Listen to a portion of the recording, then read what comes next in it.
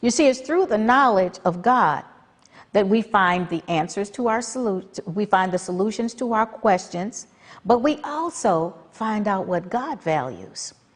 He says he'll give us the desires of our heart, but it comes from delighting ourselves in him, spending time in his presence, learning of him, finding out his mind and his heart so that we know what he values, and then our desires then align with his desires.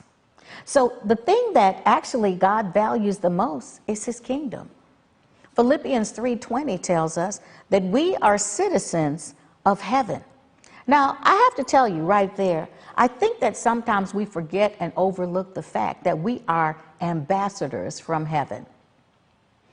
I have just been totally saturating myself with renewing my mind on kingdom mindset these days, because I think it's something that we, the body of Christ, seriously overlook. We have forgotten who we are. We know who God is, but do you know who you are?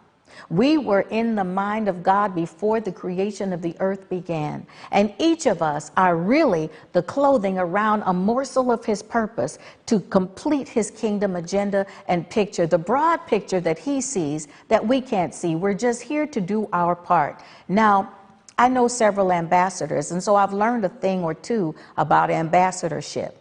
Ambassadors understand what their assignment is. They know who they are. They know where they came from, they know who they serve, and they know their tenure. And they know that they are on assignment for a specific purpose. So when they come to that country and they're assigned to that country, they don't settle in. They don't adapt to the customs of that country. They don't assimilate, they occupy.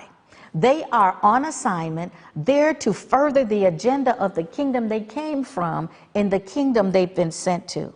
Now, when we remember who we are and that we are ambassadors sent from heaven, we are here to further the agenda of the King. And so what that means is that we need to be seeking after the agenda of God.